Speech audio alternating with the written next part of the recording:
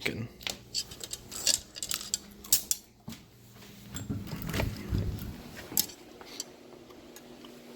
Now that I'm done chewing my bacon, I can actually talk.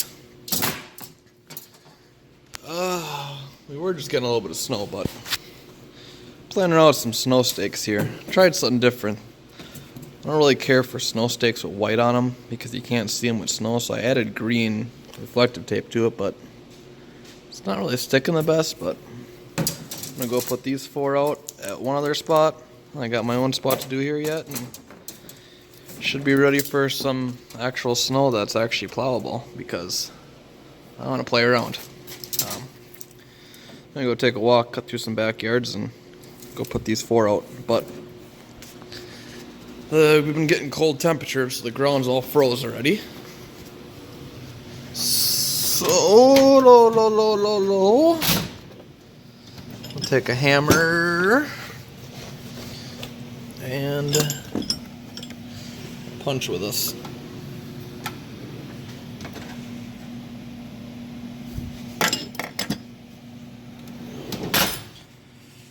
Go to the ones out front first.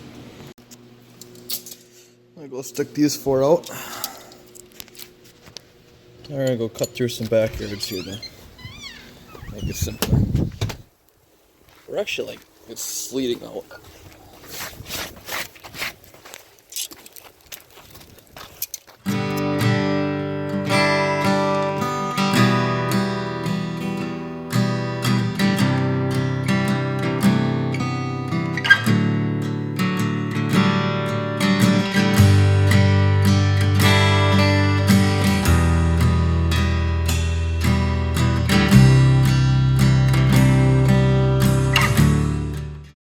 There we go. Surprisingly, the ground's not too frozen yet.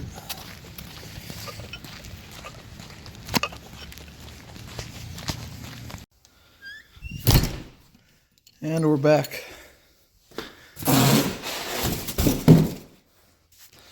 That went better than I figured. Figured the ground would be more frozen, I wouldn't get them in, but that wasn't too bad. Had to do some work to this thing. This thing already. Greased, oiled. Figure out why this pin isn't latching in. Put my weights on. Put air in that tire. And go from there. This is what we got coming. They don't really know how it's going to end up yet. They're predicting the heaviest stuff down here, but where I am, that's still kind of up in the air, how much we're going to get. Plus, I don't trust meteorologists because 95% of the time they're wrong anyways. But we'll get this thing figured out.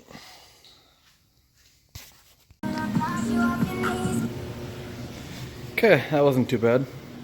I don't know what his issue was. I pulled both pins off and took it off, put it back on. Dropped on, so now we're actually locked on both sides. But all I got was like this. I'm gonna grease the drive shaft, oil my chain, also grease the drive shafts underneath right away. I think I'm about time for that. Reroute my hoses a little bit better because I kind of put this on in a hurry, and I don't like the way that one sits. I actually came through here last time. Move my lights back up here. And we'll go from there.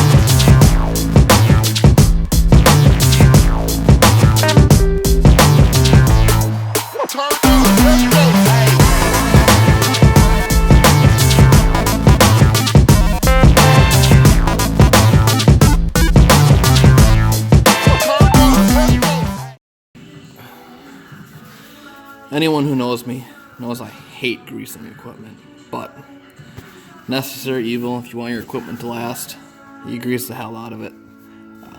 Especially drive lines, PTO shafts. They're expensive parts if you break them, and you will wear them out from lack of grease real quickly.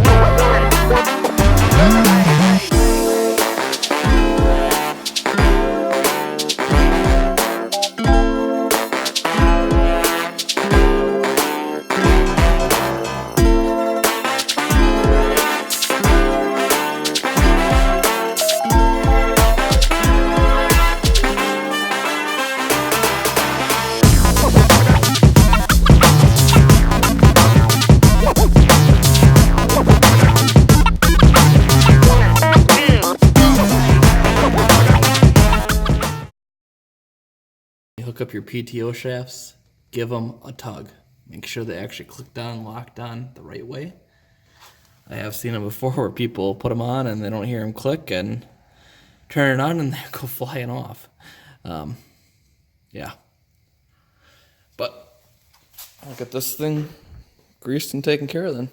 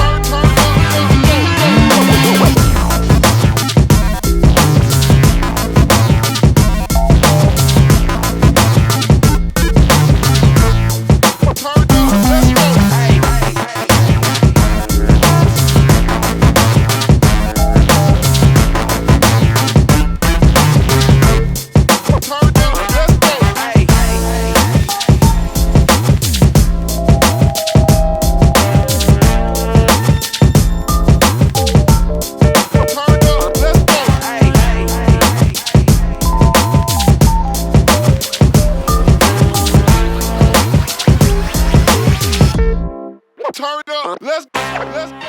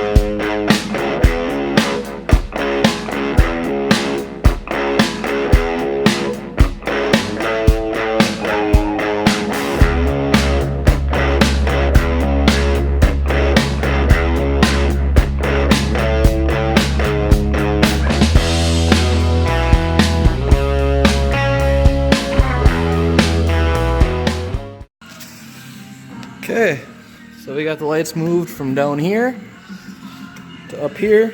We got that hooked back up. We got my electric actuator hooked back up. I like to take my time and do my hydraulic lines. I'll actually put a zip tie here because once this is on, it pretty much won't come off all winter. Keep them nice here. I stick them over here against here. Nice swoop down. Keeps them away from everything over here. Gotta add coolant, a little bit low on that. Yeah, so I just keep working through here, and I'll adjust these tonight a little bit better. Back it outside and get them where I want them. But yeah, I really like that. Also, when you're prepping your snowblower and getting it ready, be sure to grease your shafts here. There's a greaser here, and you might think it's not doing really anything, but what it actually does is, if where are we? If your shear bolt were to bust, so there's your drive shaft, power's transferred here through the shear bolt. If that were to bust, if you hit something hard, that just ensures that this whole shaft isn't rusted right tight to the inner shaft. Other thing is, if you see this skid shoe, I can shove my finger underneath it. This whole front's worked its way up. Keep an eye on them. Otherwise you'll start eating into it. You can see my cutting edge is set pretty nice. But I just adjusted this one, brought it down, so we're flush against the ground actually. That'll help it scrape a lot better. Okay, so we just spun this around here. What I'll actually do now is I'll take fluid film and coat everything inside of here. Coat my chute just to help the snow slide a little better. I'll even take and wipe it on the top here where snow likes to build up around here. How it'll help the snow slide off. I got the PTO set now for the rear, so I can spin this right around real easily. Yeah. Put that towards the rear PTO. It'll unlock the front PTO so you can at least turn it to work on it a little bit better. Like I said, I adjusted my skid pads. Everything in here, I'll spray the impeller. Coat all that all nice. And then I'll wipe everything up here yet. And then we're going to put on my wheel weights.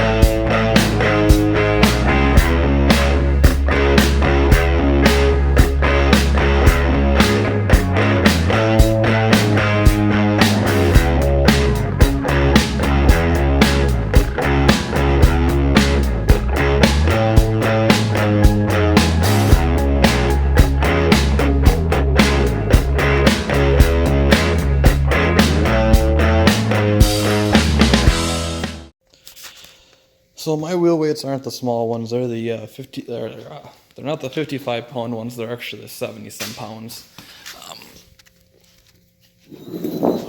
I don't run them all year. I run them in spring and winter.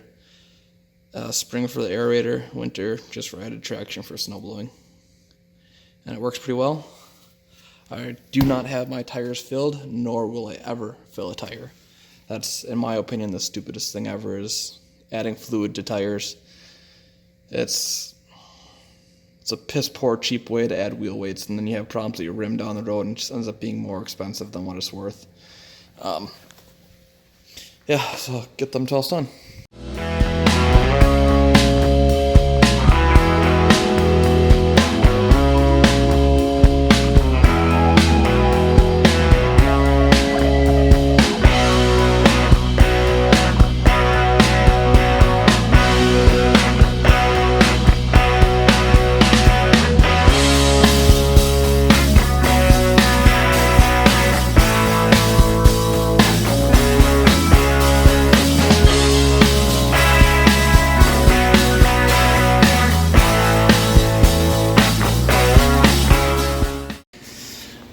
think something's missing.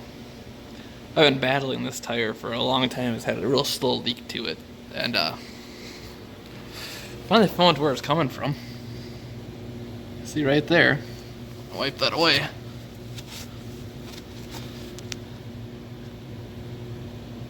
See that little? It's like the same thing that's here, but it's actually leaking out of that spot. I actually contacted my John Deere dealer about it, and they were super great.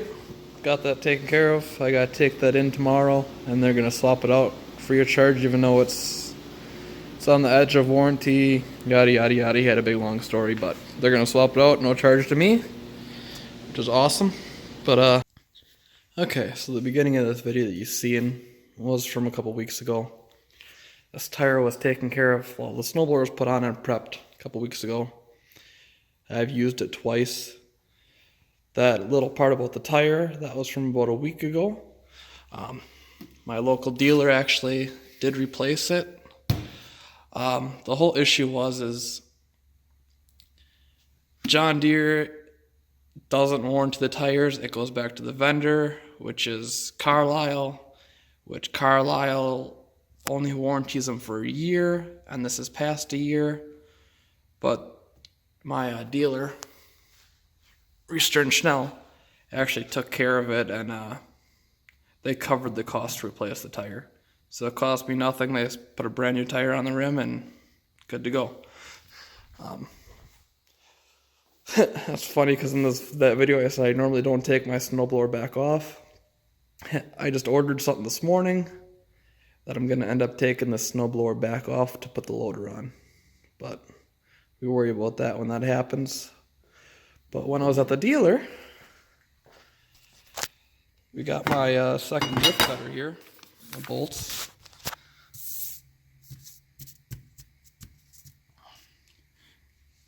And if you're looking for a John Deere dealer, there's the 12 locations that Reestern Schnell has in Wisconsin, if you're interested. So I got the drift cutter here and the bolts for this side, because that's kind of annoying that there's only one drift cutter. So I'm going to toss that on here and I'll get back to you. So there you go. That's a real quick, easy install. 2 bolts, 30 seconds. And now we have 2 drift cutters. Hope you like this video. Be sure to give it a thumbs up.